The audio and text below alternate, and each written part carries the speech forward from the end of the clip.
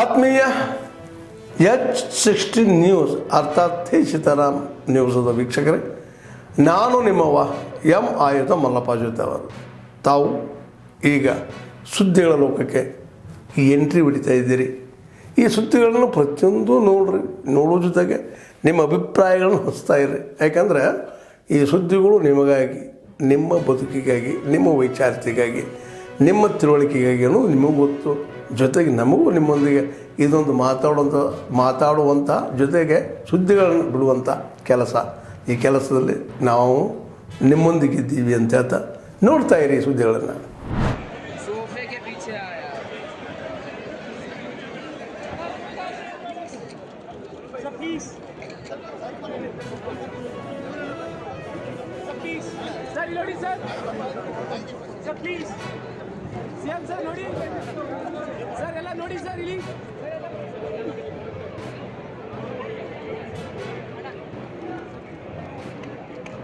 Sir ನಿಂತ್ಕೊಳ್ಳಿ sir, ಒಂದೇ ಒಂದು ಲಾಸ್ಟ್ ಫೋಟೋ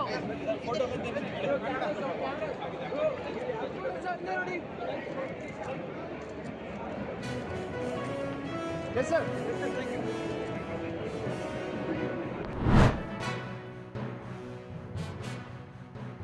ಕರ್ನಾಟಕ ರಾಜ್ಯದ ಹವಾಮಾನ ಮುನ್ಸೂಚನೆ.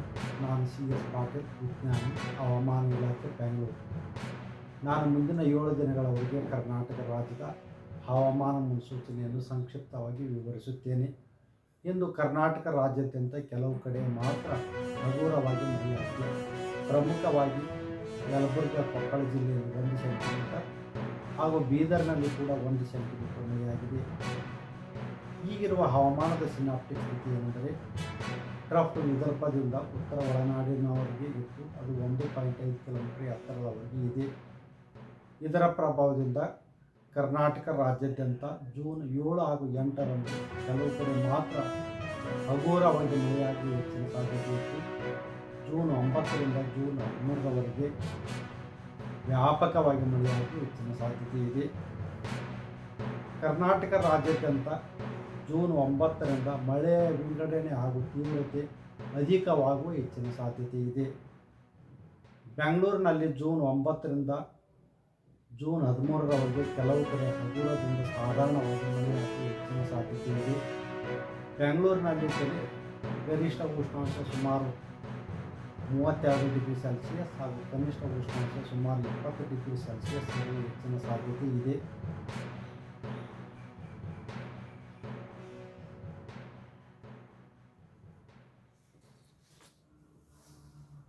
ಕುಮಾರಸ್ವಾಮಿಯವ್ರನ್ನ ನಾನು ಗಮನಿಸ್ತಾ ಇದ್ದೀನಿ. ಪಾಪ ಅವ್ರಿಗೆ ಖುಷಿಗೆ ಏನು ಬೇಕಾದ್ರೂ ಮಾತಾಡ್ತಾರೆ. ಅವ್ರ ಖುಷಿಯಿಂದ ಅವ್ರ ಆರೋಗ್ಯ ಸುಧಾರಣೆ ಆಗ್ತದೆ. ನನಗೆ ಫಸ್ಟ್ ಅವ್ರ ಆರೋಗ್ಯ ಸುಧಾರಣೆ. ನನಗೆ ಬೈಯೋದ್ರಿಂದ, ನನ್ನ ಬಗ್ಗೆ ಆರೋಪ ಮಾಡೋದ್ರಿಂದ, ನನ್ನ ಬಗ್ಗೆ ಅಸೂಯೆ ಪಡೋದ್ರಿಂದ ಅವ್ರಿಗೆ ಆರೋಗ್ಯಕ್ಕೆ ಒಳ್ಳೇದಾಗ್ತದೆ, ಖುಷಿ ಆಗ್ತದೆ ಅಂದ್ರೆ ಒಳ್ಳೇದಾಗ್ತದೆ.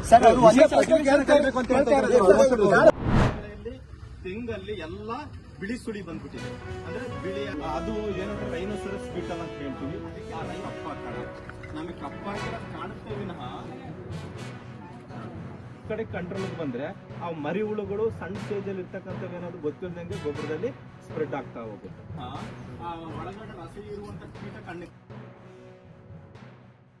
ಅದ್ರ ಬಗ್ಗೆ ಏನ್ ಕಾಯಿಲೆಗಳು ಬರುತ್ತೆ, ನಾವು ಯಾವ ತರ ಅದನ್ನ ಕ್ರಮ ಕೈಗೊಳ್ಳಬೇಕು ಅದ್ರ ಬಗ್ಗೆ ಸವಿಸ್ತಾರವಾಗಿ ಹೇಳಿದ್ದಾರೆ.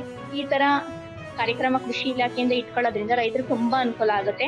ಇದನ್ನ ಹೆಚ್ಚಿನ ಮಟ್ಟಿಗೆ ಇನ್ನು ಹಳ್ಳಿಗಳಿಗೆ ಬಂದು ಮಾಹಿತಿ ಕೊಡೋದ್ರಿಂದ ರೈತರಿಗೆ ತುಂಬಾ ಉಪಯೋಗ ಆಗುತ್ತೆ. ಹಾಗೆ ಇದು ಕೇಂದ್ರ ಸರ್ಕಾರದಿಂದ ನರೇಂದ್ರ ಮೋದಿ ಅವರು ಹಮ್ಮಿಕೊಂಡಿರೋದಕ್ಕೆ ನಾವು ಅವರಿಗೆ ಧನ್ಯವಾದ. ಕೇಂದ್ರ ಕನ್ನಲಿ ಮತ್ತೆ ಬೆಂಗಳೂರಿಂದ ಏನು ವಿಜ್ಞಾನಿಗಳು ಬಂದು ಇವತ್ತು ಎಲ್ಲದ್ರ ಬಗ್ಗೆನೂ ಅಡಿಕೆ ಆಗ್ಬಹುದು, ತೆಂಗಾಗ್ಬಹುದು, ಮತ್ತೆ ಜೋಳ ಆಗ್ಬಹುದು, ಎಲ್ಲದ್ರ ಬಗ್ಗೆ ಮತ್ತೆ ಮಣ್ಣು ಪರೀಕ್ಷೆ ಅದ್ರ ಬಗ್ಗೆ ಎಲ್ಲರೂ ಇವತ್ತು ಹೆಚ್ಚಿನ, ಯಾಕೆಂದ್ರೆ ನಾವು ವಿಜ್ಞಾನಿಗಳನ್ನ ನಾವೇ ಹುಡುಕೊಂಡು ಹೋಗ್ಬೇಕು ರೈತರುಗಳು. ಆದ್ರೂ ಅವರು ನಮ್ಮ ಊರಿಗೆ ಬಂದು ಇವತ್ತು ಇಷ್ಟು ಹೆಚ್ಚಿನಾಗಿ ಮಟ್ಟದಲ್ಲಿ ಎಲ್ಲ ವಿಚಾರಗಳನ್ನ ಹೇಳ್ಕೊಟ್ಟಿದ್ದಾರೆ. ಕೃಷಿ ವಿಕಸಿತ ಕೃಷಿ ಸಂಕಲ್ಪ ಅಭಿಯಾನವನ್ನ ಅರ್ಕಲಗೂಡು ತಾಲೂಕಿನಲ್ಲಿ ಮಾಡ್ತಾ ಇದ್ದೇವೆ. ಇದರ ಉದ್ದೇಶ ಏನು ಅಂತಂದ್ರೆ, ಕೃಷಿ ಹಾಗೂ ಕೃಷಿ ಸಂಬಂಧಿತ ಸಂಸ್ಥೆಗಳು ಏನು ಅವರ ಯೋಜನೆಗಳಿದಾವೆ ಅದು ರೈತರ ಮನೆ ಬಾಗಿಲಿಗೆ ತಲುಪಿಸಬೇಕು ಅನ್ನೋ ಒಂದು ಉದ್ದೇಶವನ್ನ ಇಟ್ಕೊಂಡು ನಮ್ಮ ಕೇಂದ್ರ ಸರ್ಕಾರದ ಕೃಷಿ ಮಂತ್ರಿಗಳು ಹಾಗೂ ನರೇಂದ್ರ ಮೋದಿಜಿ ಅವರು ಈ ಒಂದು ಸಂಕಲ್ಪವನ್ನ ಇಟ್ಕೊಂಡು ರೈತರಿಗೆ ಉಪಯೋಗ ಆಗಲಿ ಅನ್ನೋ ಒಂದು ಉದ್ದೇಶದಿಂದ ಈ ಒಂದು ಅಭಿಯಾನವನ್ನ ಹಮ್ಮಿಕೊಂಡಿದ್ದಾರೆ. ಇದರಿಂದ ಎಲ್ಲರೂ ರೈತರು ಅನುಕೂಲವನ್ನ ಪಡ್ಕೋಬೇಕಾಗಿ ಈ ಮೂಲಕ ವಿನಂತಿಸಿಕೊಳ್ಳುತ್ತೇವೆ. ನಮ್ಮ ಜಿಲ್ಲೆಯ ಬೇರೆ ಬೇರೆ ಗ್ರಾಮಗಳಲ್ಲಿ, ಬೇರೆ ಹೋಬಳಿಗಳಲ್ಲಿ ಮಾಡ್ತಾ ಇದ್ದೇವೆ. ಎಲ್ಲ ರೈತರು ಹೆಚ್ಚಿನ ಸಂಖ್ಯೆಯಲ್ಲಿ ಭಾಗವಹಿಸಬೇಕು. ಅದರ ಮೂಲಕ ಕೃಷಿ ಇಲಾಖೆಯಲ್ಲಿ ಇರ್ತಕ್ಕಂಥ ಎಲ್ಲ ಯೋಜನೆಗಳ ಬಗ್ಗೆ ಅರಿವನ್ನು ತೆಗೆದುಕೊಳ್ಬೇಕು. ಜೊತೆಗೆ ಎಲ್ಲ ವೈಜ್ಞಾನಿಕ ಕ್ರಮಗಳ ಬಗ್ಗೆಯೂ ಸಹಿತ ನಮ್ಮ ಕೃಷಿ ವಿಜ್ಞಾನಿಗಳ ತಂಡವೂ ಕೂಡ ಇರೋದ್ರಿಂದ ಕೃಷಿ ವಿಜ್ಞಾನಿಗಳು ಇದನ್ನ ಬಹಳ ಕೂಲಂಕುಷವಾಗಿ ತಿಳಿಸ್ಕೊಡ್ತಾರೆ. ಅದರ ಪ್ರಯೋಜನವನ್ನು ಪಡ್ಕೋಬೇಕು. ಆದ್ಮೇಲೆ ಎಲ್ಲ ಸುದ್ದಿಗಳನ್ನು ನೋಡಿದ್ರಲ್ಲ, ಏನು ಅನಿಸ್ತು ನಿಮಗೆ? ಇದರಲ್ಲೇ ನಿಮ್ಗೆ ಲೈಕ್ ಆಗಿರ್ಬೋದು, ಡಿಸ್ಲೈಕು ಆಗಿರ್ಬೋದು, ಕಾಮೆಂಟ್ ಬೇಡಪ್ಪ ಅಂತೂ ಅನಿಸಿರ್ಬೋದು, ಕಾಮೆಂಟ್ ಮಾಡಬೇಕಪ್ಪ ಅನಿಸಿರ್ಬೋದು, ಶೇರ್ ಮಾಡಬಾರ್ದಪ್ಪ ಅನಿಸಿರ್ಬೋದು, ಅದು ಮಾಡಬೇಕು ಅನಿಸಿರ್ಬೋದು.